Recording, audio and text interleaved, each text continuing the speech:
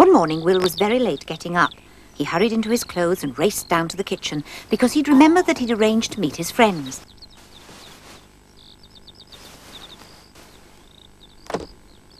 He gulped down his wasp porridge. I finished, ma'am. What did you say, Will? Ma'am. Great snails. You're hiccuping, Will? Hiccuping? Well, yes, hiccuping. I've told you 100 times that you shouldn't gulp your porridge. That's what comes from being a greedy little quack. Oh, what'll happen? It's sure to pass before long, my boy. Here, take this piece of bread to chew, but eat it slowly, remember? And it should stop the hiccups. Thanks, ma'am. Ta-da for now. As he dashed through the door, a big ladle fell off its hook. David! Will got so frightened that he swallowed the piece of bread in one gulp, which made the hiccups worse. As he hurried towards the village, he gave a little jump now and then with each hiccup. Oh, dear. This nasty hiccup, what'll I do? Oh. But the hiccuping didn't stop all the way to the village. When a wee policeman heard, he fell out of his hammock in the garden. When Mr. Pew heard, he fell off his ladder and landed in a large lump of butter. Oh, help! Ow! Wait till I get hold of you! When Will reached the schoolyard, his friends roared with laughter. Oh, boys, don't laugh.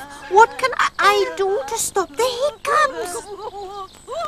Hold your head in the buckets of water, yeah? Suggested Hugh. Don't breathe for 2 hours, gobble gobble, said Ivan with a wink. Say llanau pwll gwingell go ger a chwyrndrob o llantysilio go. Laughed Shawnee.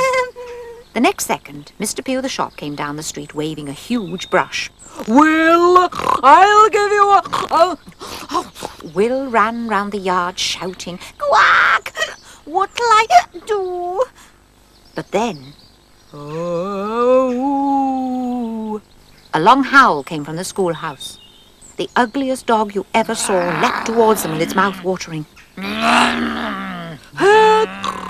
Shouted Mr. Pew the shop, who thought that the dog was going to have him for his dinner. Everyone managed to escape over the wall only inches away from the big dog's jaws, but there was a large portion of Mr. Pew the shop's trousers between the dog's teeth. Gobble gobble, who'd have thought the schoolmaster would have kept such a beast? Said Ivan. Oh, yes, indeed. Who'd have thought, yeah? Said Hugh Herc. Well, I'm glad, Quack. Well, why'd you say that? Asked Dick Penmoyle. Because I got rid of my hiccups thanks to that dog.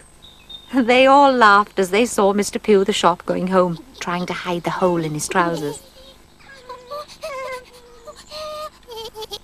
When Will told the story to Martha, she gave him a piece of spider cake, but he took care to eat it slowly, just in case. When Will went to bed that night, the bed bounced now and again, not because of hiccups, but because Will was bouncing with laughter as he remembered Mr. Pew's trousers. Good night. Quack.